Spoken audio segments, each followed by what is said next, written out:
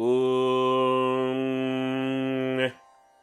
तपस्वाध्याय शुश्रूषा कृष्णपूजारतं मुनिं विश्वेशमिष्टदं वन्दे परिव्राट् चक्रवर्तिनं श्रीगुरुभ्यो नमः.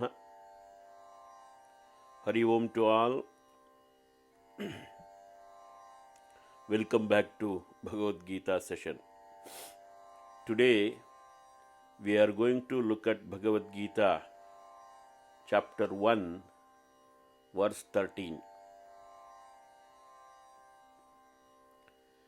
This verse describes the organized response of the Kuru army after Bhishma blows his conch. This is not random noise. It is structured, sequential, and disciplined. Very similar to a modern army march or mobilization drill. Bhagavad Gita, chapter 1, verse 13. Tatash shankhaschcha bhairyascha panavanaka gomukhaah sahasaivabhyahanyanta sashabdastumulo bhavat. Tataha, then, or immediately after.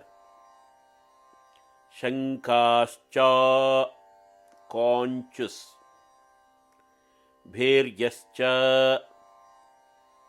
kettle drums. Panavaha, small drums. Anakaha, large drums.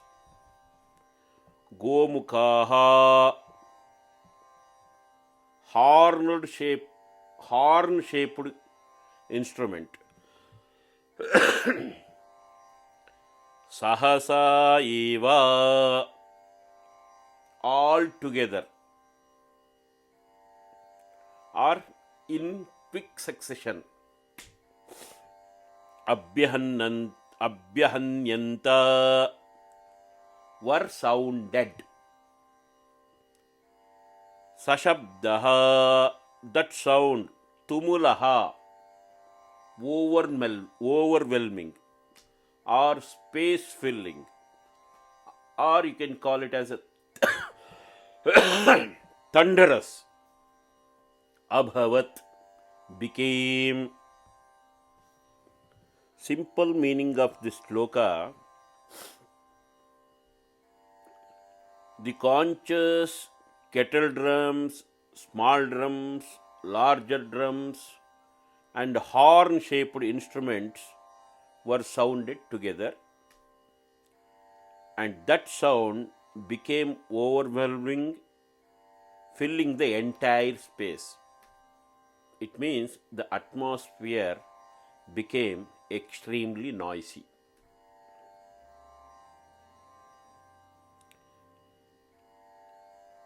This verse should be understood like a modern army mobilization or march past system. In ancient warfare, sound was the communication. New age, we have a wireless communications and other things. But ancient warfare, sound was the communication. Which sound says what? First, the commander blows the conch, the army commander. Here it is Bhishma. This signals authority, readiness, and official start of war procedures. Immediately after that, the next level of leadership responds with different instruments or handled by different ranks.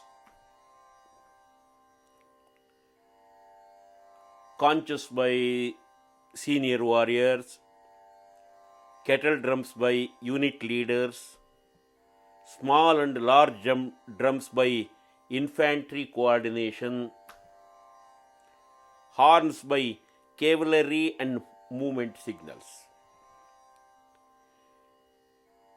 Each instrument follows one after other,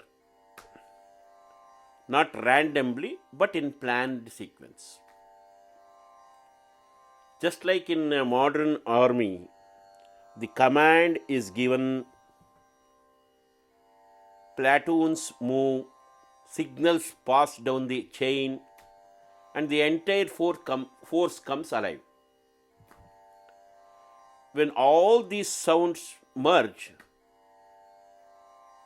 the verse says, sound became tumulaha. Tumulaha does not mean just loud. It means space breaking, ground shaking, overwhelming, impossible to ignore.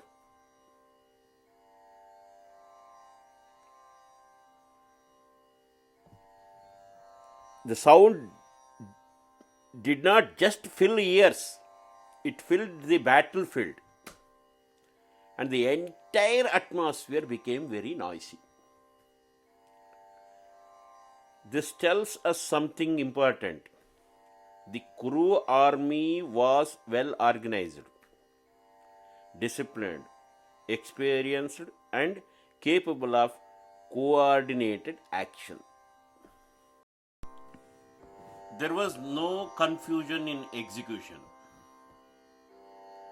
Yet, as the Gita subtly shows us, outer organization does not always reflect inner clarity. The sound is powerful, but it comes from command, not by conviction. It is an echo of authority, not a voice of inner alignment.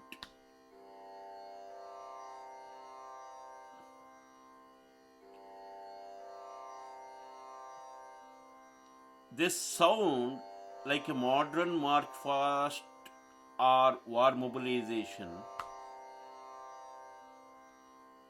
and multiple coordinated responses, was amazing.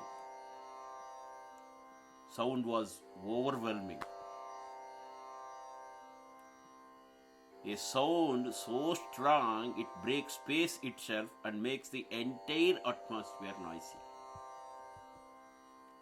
But the Gita is quietly preparing us to notice the difference between sound that comes from discipline and sound that comes from dharma is different.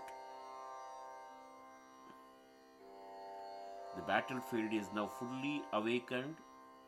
What happens next will be seen in next verse.